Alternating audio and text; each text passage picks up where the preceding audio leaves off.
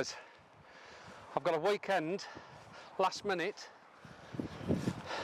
in North Wales and I am looking forward to this one. I'm going to stop in the van tonight, maybe a wild camp tomorrow. I've got a good friend coming who's a photographer, excellent photographer, likes his night photography, also knows this area like the back of his hand, and he's coming to meet me hopefully tonight or in the morning. He's also got a camper van. But I've just come a walk up. I'm at Capel, literally the junction's just down there, and I've come a walk up, and I'm heading up tomorrow. I think I'm heading up to one of these mountain peaks up here, and what I want is I want to see down both sides of the valley. So hopefully for some nice photography tomorrow, but it could actually be the best tonight. We've got some hopefully some clear skies, loads of drama at the minute, and I'm going to have to take a photo looking back up to the horseshoe of Snowdonia. It looks absolutely stunning and I'm absolutely buzzing. Is it the first time I've been in Wales since lockdown? It's not the first time I've been to Wales, but it feels like it. And I'm seriously buzzing. I just love this place, I love this area, and you just can't go. I got Molshabod in front of me here. I got the horseshoe, Snowdon's horseshoe over there, Ogwyn Valley back down that way. What more can a man want? So let's get cracking. I'm going to get a couple of shots already, and I've walked 5 minutes up to this little peak here. Some beautiful trees, and let's see if I can get an image already. Okay, let's go.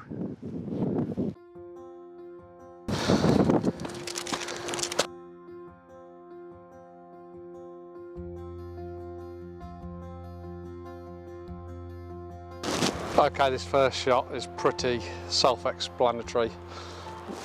I've gone wide angle on this one, but I've gone to about 70mm as well. But I just like how this tree is just framing the shot, and then you've got, and it sort of balances on the mountain the other side, and then you've got this super light that's casting on the mountain there. So I am bracketing the shot, but I'm doing it how I feel to bracket. So we're gonna just bracket so I'll get all the, because we are shooting into the sun and it is extremely bright, that one area, so I'm just underexposing and overexposing, and wow, and this is just looking for a location as well, so how about that?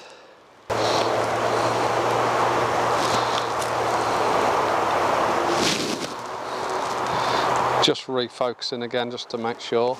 There's actually a lovely cloud that's hanging there. I might even try and do a portrait shot just to try and get that cloud in, to be honest, because it looks fantastic. We might just get with that sun beaming through in a minute, probably for the last time. So not so sure about the portrait shot now I've done it. So let's go back landscape very quickly. That's the good thing about the L bracket, Lord, yeah, so quick. So we've on. I'm actually gonna go F11. F11.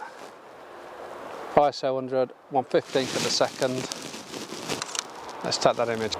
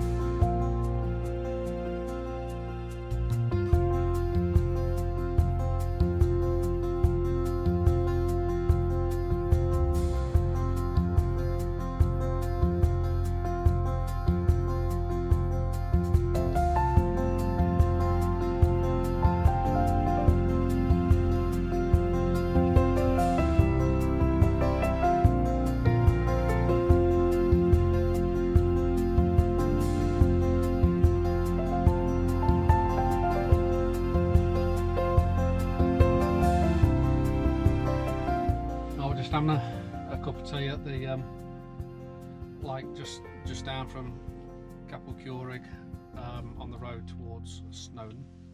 I don't know what the lake's called. I'll put it up here.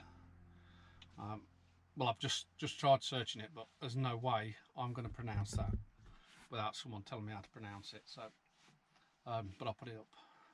Yeah. So I've actually come round here. Before I settle down tonight, I've come here and there's like I've got a bit of a lake this side and a bit of a lake this side. And if the sun sets, it's very dark sky at the moment over there. But if it ever poked through, which it says it might do, we could be in for an absolute cracking sunset. So I've come here for the sunset, then I'm going to go back to my original location, which is half a mile up the road, and then pitch up there for the night, I think. The only thing I might do, mind you, I can always do that, I'm going to set up so I can actually probably come back down here just in case the sky clears tonight, because I can drive down to this point here. You never know, I might get a Milky Way shot, so how lucky would that be? But it is very, very iffy. So that's my plan. I'll set up so I can just jump in the driver's seat and drive down here if I need to. But I'm gonna stop up there because there's toilets up there and everything. So, but yeah, I'm just having a cup of tea, getting ready for the next image. Okay guys, I've come down to the lake probably a little bit earlier than what I thought, just because the light over the Snowdon looks amazing. With there's clouds over the mountain tops, but it's backlit by the sun that's just trying to break through from behind. So I'm just trying to, I've incorporated these couple of rocks just to frame it, and I'm just doing a little sort of 20-30 second exposure just to flatten the water out, but I think I'm just going to concentrate on that mountain range, I think, and the textures in the sky, because it looks fantastic. So I'm hoping we might, like I say, we might. What time is now? I've got an hour till sunset, so we might get some super light with a bit of luck.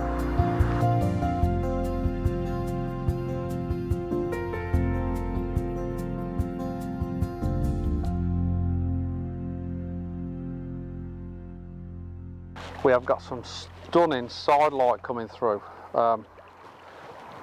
coming up from Lamberris Pass.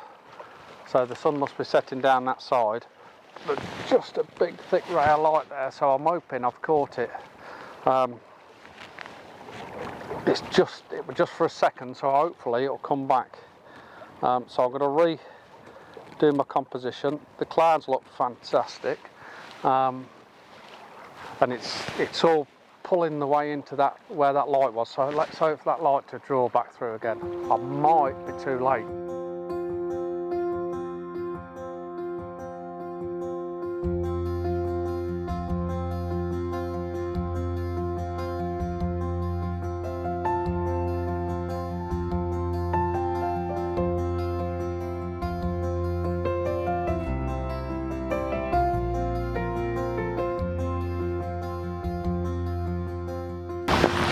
Okay guys, I've come towards the end of where I can go where the two lakes meet, or the one lake narrows anyway, and I've just turned around the other way just because I really like the scene. It's a 30-second exposure just because I want to, this water's moving, so as it's moving it's drawing your eye through the photo, and then you've got a nice little curvature on the left side. Almost looks like you've in bloody Canada or somewhere like that, and it looks stunning.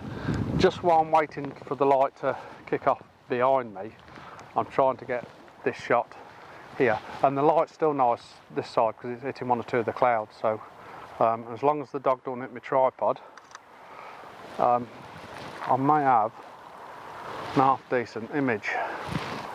So I'm gonna just lift that up to stop now. So we'll see what that's like. I'm on f8, again a 30-second exposure with the grad on, and I've got the the polarizer on as well, so we've got some heavy gear on there. The dog's just settling down now, look.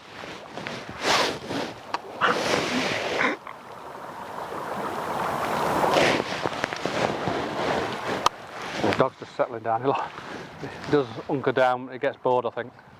The light it's coming nice behind, it's just very thick over the horseshoe, very, very thick, and then you got that little gap which I'm still hoping that shaft of light will come through. Let me have a look at that.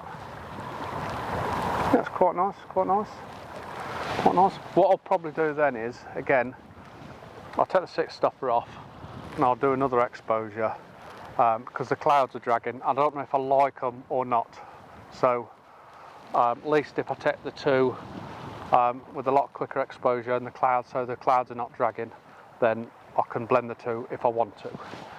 But I might put it on the video and see which one you like. So we'll do that. We'll do that.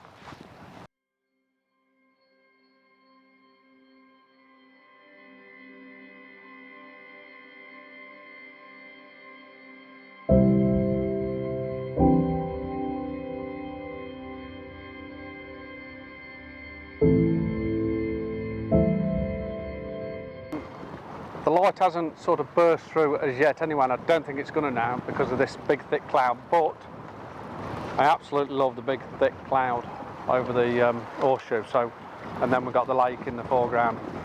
So I'm going to try and take one or two exposures with different foreground interests, but the main thing is this big dirty black cloud that's coming through. The wind's getting up if you which you probably realise.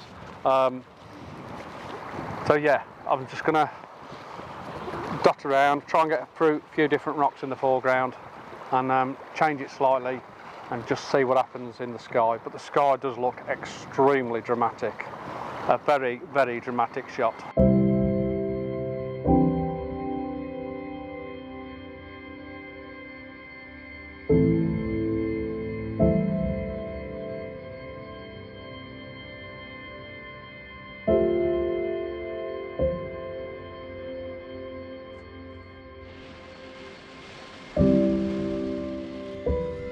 Well, I think it's time for a pot noodle and maybe a bit of Netflix for a little bit.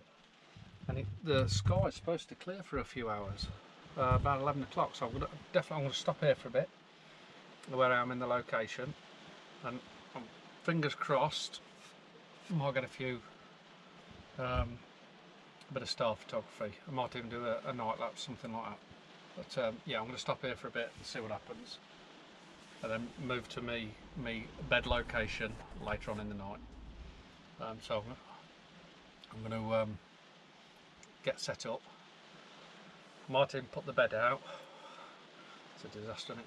Yeah, Martin put the bed out and get settled, watch a film for a little bit, and then might have to set my alarm for about 11 o'clock because it's only about 9 o'clock now, I think. It's 8:15.